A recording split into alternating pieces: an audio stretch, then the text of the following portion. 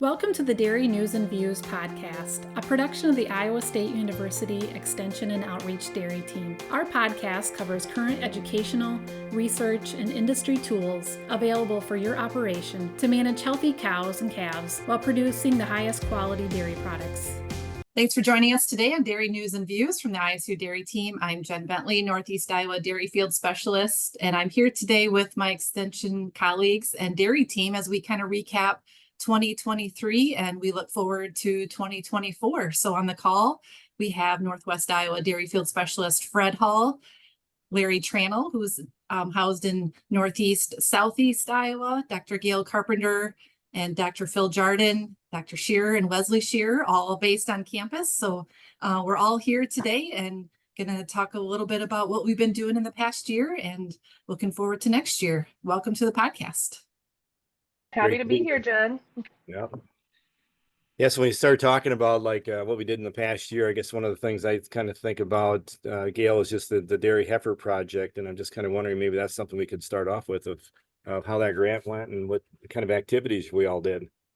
Well, we're kind of mid-swing on it right now, actually, Larry. And I want to also give a shout out. We've been referring to this grant or this project as the Dairy Best Heifer Project. And I think, Larry, you actually came up with that name, didn't you? I think so, but I'd hate to take too much credit for it.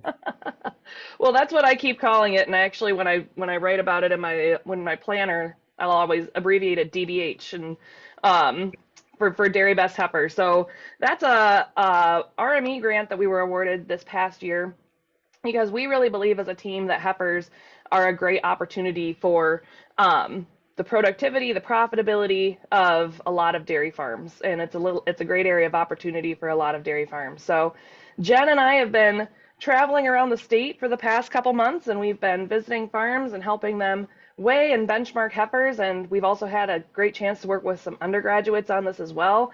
So want to acknowledge the Abby, Ann, Lauren, Nicole, and a few other undergrads who've been helping out with this project. And have been doing a great job with us. They've definitely seen a lot of different dairies around the state and have had an interesting experience there. So we've been working on benchmarking some heifer growth, coming onto farms and helping them collect heifer weights and chart out their heifer weights.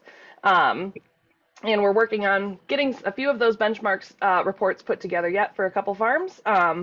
But it's been hopefully good for the producers. I know it's been good for me. And we've found a few different areas where producers are doing well, or maybe some areas of opportunity. So that's part of the grant. And that's something we're kind of on hiatus right now because we're expecting that the weather is going to be in December, not super conducive to going out and collecting weights. But if anybody's interested this coming spring in having us come out and help them, we'd sure be happy to do that there as well. So also want to put a plug in that's kind of related to the grant, but our 2024 Dairy Days, it's coming up here in January, where we're going to be around the state, and we're going to talk about the experiences we've had there a little bit more at that point as well. So if you want to hear more updates about that, be sure to sign up for your closest Dairy Days coming up in January. So anything I missed there, Jen? You've been helping out with this at least as much as I have, if not more so.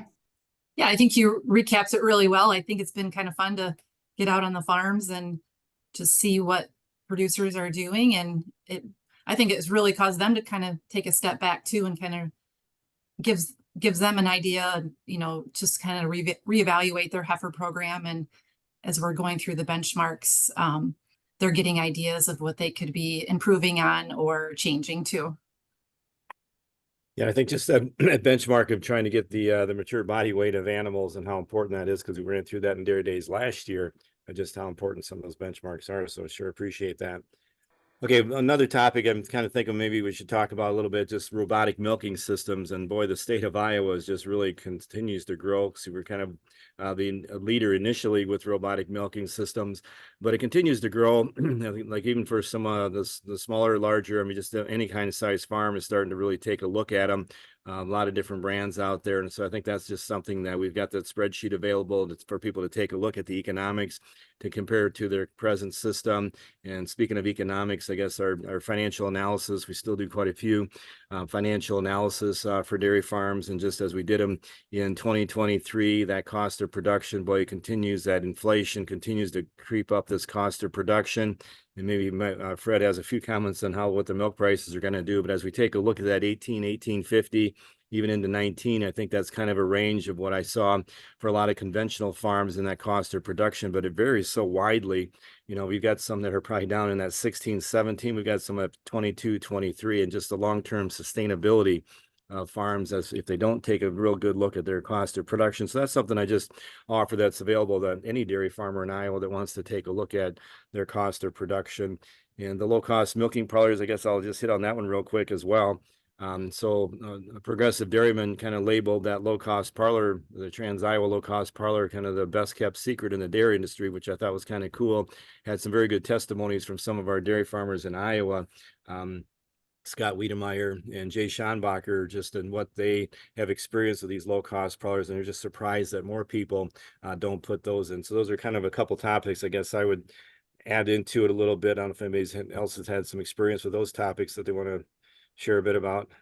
Well, Larry, I just had a question going back to the robots. And do you know what percentage of our herds or cows are being milked in robots now in Iowa? Yeah, I'm not 100% sure, but I'm thinking we're getting into that. We were at 5%. I'm starting to think we're starting to get into that 7%.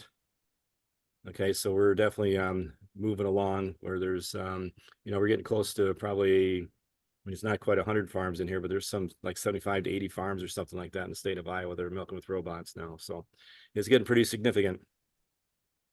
And Jenn, if you remember way back when we were on the first farm of the first one that actually put one in the state of Iowa. So I remember that. I think that was 2010, if I remember right. I think that was my first year in extension, one of our first field days. So how was it? Yeah. Yep. Yeah, so we've been with it from the start, so that's no doubt. So I'll just throw in there, when we're going to do, I think, another podcast about this pretty soon, to give people some more information. But there's some new Choose Iowa Dairy Innovation grants that are going to be available in early January. And they're going to support, one of the things that they support is labor reducing equipment or technology such as milking robots, health monitoring systems, such as SCR, automated feed systems, and cleaning assistance tools. So if any of our listeners are interested in learning more about those grants, stay tuned on our Iowa State Dairy Extension social media channels, but also the Iowa State Dairy Association would be a great place to get more information about these upcoming funding opportunities for our Iowa dairy farmers. yeah, so that's a great thought as we recap 2023, look at the future of 2024. So we want to kind of maybe go through a lot of topics, and I'm just thinking, Fred, some of that cross beef and dairy work, and Gail, that you want to highlight some of that a little bit? Yeah, Gail has put together a group who's working on getting more research and getting more data. If you've hung around that sphere, there's a lot of anecdotal information, but not necessarily a lot of great research. Just a handful. And so that's kind of the goal.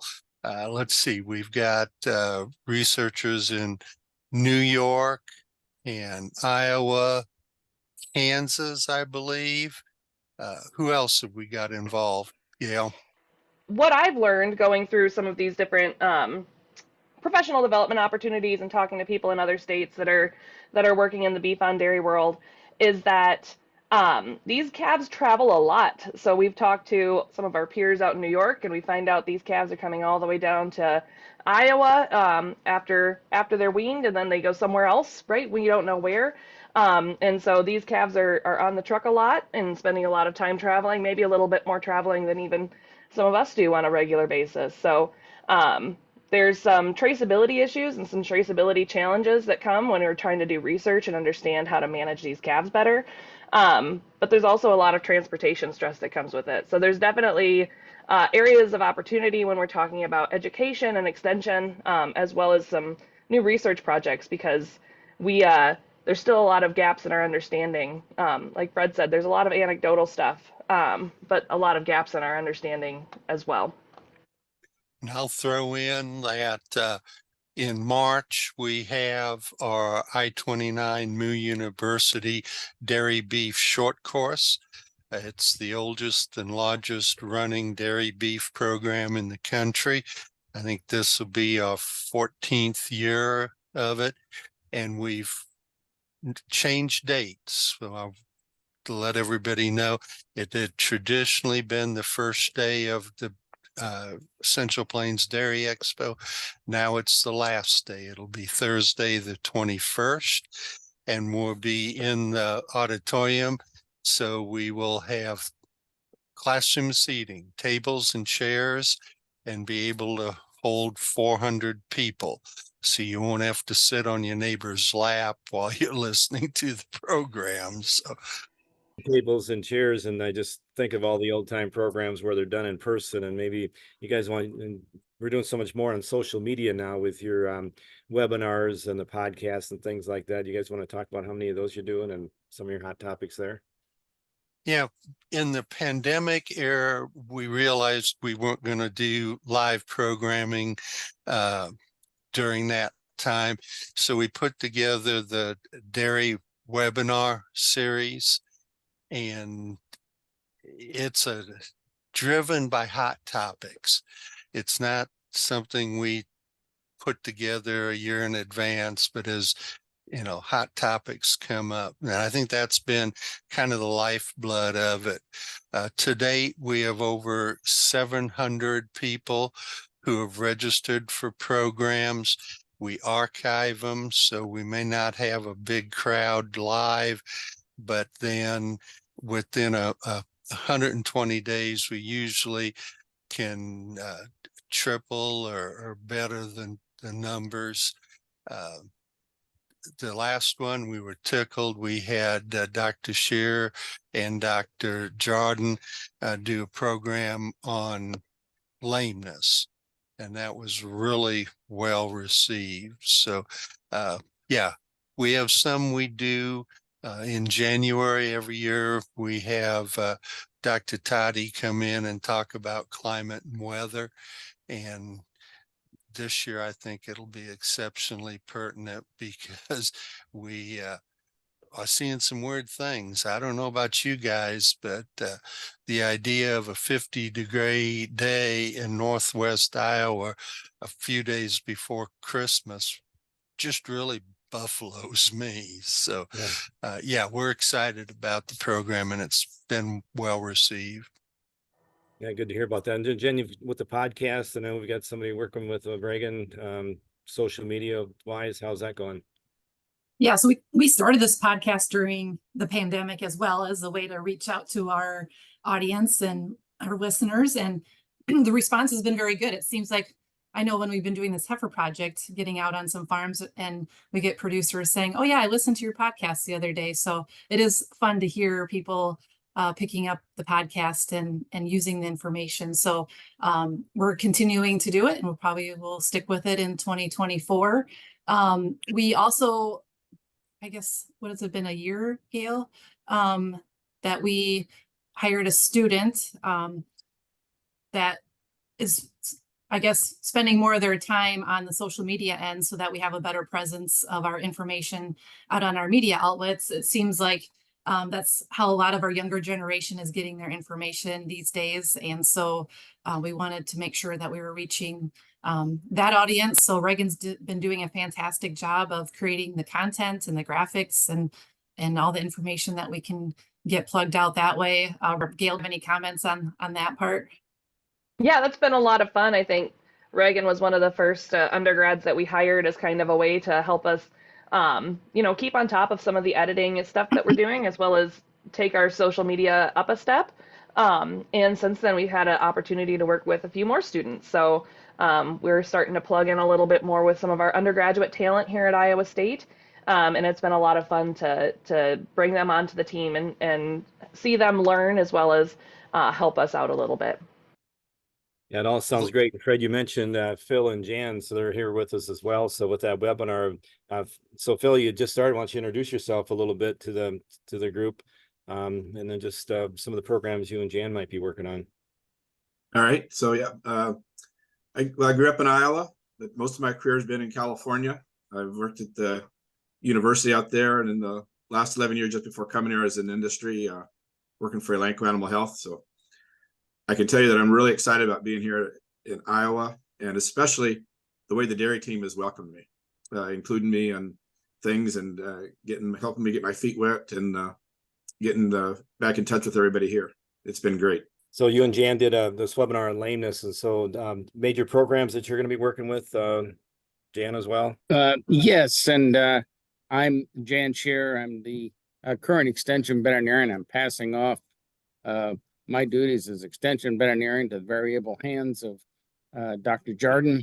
And so there'll be some things over the next year that we'll be working on. We haven't just, haven't outlined a great deal of things yet. We try to respond to the needs that you specialists have around the state. But I think we're pretty much wide open to whatever comes along. So yes, likewise, I'm happy to be here. We'll be here for another couple years. But the primary duties that I have as an extension veterinarian will be passed off to Dr. Jardon. So we'll be working together a little bit from time to time. Dr. Jardon will be taking leadership for dairy extension here from my position. I really like the working with the lameness talk, because Jan brings a lot of years of experience with lameness, and one of my passions is working with transition cows. And we brought those topics together for that webinar. Under Fred's leadership, that worked really well. Yeah, it all sounds great. Fred, as we maybe kind of cap up this a little bit, I'm just kind of looking about the milk market of 2023 and what we're looking at 24. A few comments up there? You couldn't do a podcast without talking about the market a little bit, could we? Absolutely. In my career, there's only been one other time when I'm looking at the CME board here and I see 5 months below $17 on class 3 and 2 months below $16. And we look at that as far as specifically our area where we're a cheese market. 30 and 29 on our federal market orders are cheese. And I really think that dairymen have to make it a priority to understand what a margin looks like and how they can protect it. I was really blessed. It's one of the states that in fact are holding steady on the numbers and adding some milk. And that's because we've got a lot of great resources, but we really have to work hard to keep things profitable. Okay, so appreciate that. And I think as we start looking into 2024, not just with milk prices, but just maybe some upcoming programs. I know one that we have coming up in Winnebago County is our Farm Couple Getaway that we try to do one or two of them every year. So it's for younger couples, or not younger couples, but any dairy couples or even non-dairy couples that want to participate, usually 8 to 10 couples that we spend the weekend, supported heavily by some of the local extension offices and Farm Bureau. So they stay overnight, and it's kind of a nice, weekend getaway, I think, for couples without having any cost to them. So I just kind of wanted to throw that out. It's February 16th and 17th, correct, Jen? You're right. I think that's the dates. I'd have to look at my calendar, Larry, but I'm pretty sure those are right. Hotel Winnebago. So we talk about Yes. that. And, you talked a little bit about dairy days. We just had a dairy goat program, both in Kelowna and also in Sioux Center. And so we had probably 75 people that were attending those. And so maybe you want to comment on that, the dairy goat program we had and some of the programming there? Yeah, I think we do quite a bit of programming with our dairy goat industry, because most people are really surprised that it does have such a presence in Iowa. And actually, Iowa is the third largest dairy goat state. So we want to make sure that we're reaching out to those producers because they have a lot of educational needs as well. In the last 2 years, we've been working with the ISU Vet College with their research projects. So they're doing the research on antibiotic stewardship with dairy goats and milk quality. And we are doing the outreach side of that. So we're taking the information that they're getting from their project and relaying that out to the producers. So that was our main focus of the workshop that we had a couple weeks ago with our dairy goat producers, talking about milk quality. So anything from looking at milking equipment to hygiene, milking practices. Larry, you covered the financial analysis, which I think is really important for especially those producers that are shipping fluid milk and have a market for that fluid milk, just to be cognizant of their costs, what it costs for them to produce that milk, but also for producers maybe that aren't shipping fluid milk, right? Understanding what their costs are, because even though they're maybe making more of those non-edibles like soaps and lotions, there's still a cost to producing that, and understanding what those values are important to them as well. Fred, do you have any comments on that? Well, you know me, I'm always into evaluations and surveys. I was kind of excited when I saw what the average size dairy was in our goat community. The average was 75, going from 2 goats up to just under 300 goats. So we have a lot of diversity as far as it might be an overgrown 4-H project. It might be an actual enterprise where they're milking for the fluid market. But it's really a great community of producers with a lot of diversity. Larry, what was that statistic you said at the meeting about Kelowna area and the number of goats? Was it the most dense population of goats, or most genetically? Yeah, so there's about a there's about a 3-county area that's the highest density right around the Kelowna area. Plus, it's the highest genetics in the country for dairy goats. And so the other statistic I always like to throw out is over 25, and it possibly could be 30% of our dairy farmers actually milk goats, not cows, which people kind of think that's a lot, but that's kind of where the stats have it. And I guess the other thing I would say about the goats, we're still really, we do a lot of dairy cow financial analysis. We've also got the program for dairy goats as well, with benchmarks and all that type of stuff. And so we had about 5 or 6 people after the meeting really interested in diving into their cost of production, which is going to be part of that research project. We're looking for 20 or 30 dairy farms that milk goats that would actually do a financial analysis, so we can put together profitability analysis. And so people coming into the dairy goat industry can take a look at, well, this is kind of what I might be looking at for profitability. So that's an important piece for me anyway. So any other major projects anybody wants to kind of mention coming into 2024? New grant? Well, I'm going to cycle back to the goats for just 1 second. This year, the dairy team put together the very first youth dairy goat judging contest. And we had kids from 4 states who attended. It's kind of fun to see the excitement those young people have for their project. And obviously it turned out rather well. We're looking forward to doing it again.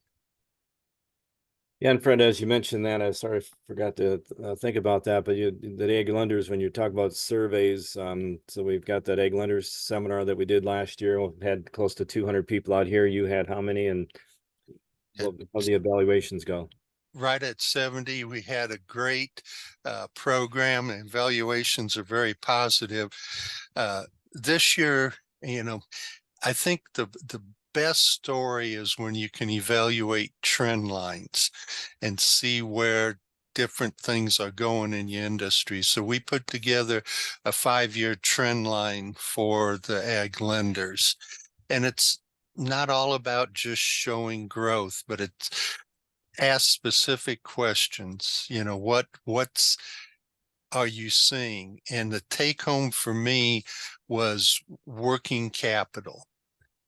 if you aren't protecting your working capital, when opportunities come about, you're not going to be able to avail yourself of them. And the bankers made that point very, very well as they were evaluating what they thought was the most important thing they're working with producers on. And I've always heard the most important thing is to keep the most important thing, the most important thing. So if that's the most important thing, we should work with that, right? Exactly. All right. Well, I think it's been a lot of good topics. Yeah, I've got a list. Could continue to go on forever, but I think those are kind of some of the main topics with it. Unless anybody else has anything else, we can. No, I just want to say, should we say something about the upcoming talks, the dairy days? And Yeah, I just want to say that it's been great this year getting to know Iowa's dairy producers and getting to be some of the boots on the ground with the dairy industry. So I know that I always love the opportunity to get out of Ames and explore, and I know my colleagues do as well. So we're here to support big farmers, small farmers, goat farmers, dairy farmers. We're here and we're excited to see what the next year brings. Starting with our, I just want to reiterate, our Dairy Days events are coming in January. We're going to have 5 locations around the state. Those are going to be starting on Tuesdays and Thursdays, going from January 16th to January 30th. So check out our website, extension.iastate.edu/dairy team, if you're interested in learning more about that. Thanks, Gail. And as we wrap up and we conclude and talk about the 2023 year, I just want to wish everybody a safe and healthy holiday season as we look into 2024. Wish everybody a happy new year. Just as we close here for the team, I wanted to go around, and as you're sharing holiday spirit with friends and family, what is your favorite dairy product you like to eat during the holiday season? For mine, it goes year round. Is gelato, gelato, gelato, and I hardly ever get it. I'm going to say eggnog with maybe a splash of rum in it. My mom makes the best homemade hot chocolate. I'm with Fred. I like eggnog with a splash of rum. well, I'm a fan of ice cream, but I'm going to just say that this year, I was shopping with my daughter, and we bought some kefir because neither one of us ever had kefir before. And now my grandson, who's 3, and my granddaughter, that's 1, love kefir because we brought some home. And It's really good. we'd never experienced it before. So What about you, Jen? I would have to say cheese. It just seems like every holiday event, somebody's got a good cheese to try. So cheese and ice cream, because I already have that bought for Christmas. So thanks, and we look forward to visiting with you again on the next Dairy News and Views from ISUEO. This institution is an equal opportunity provider. For the full non-discrimination statement or combination inquiries, go to www.extension.iastate.edu/diversity/ext.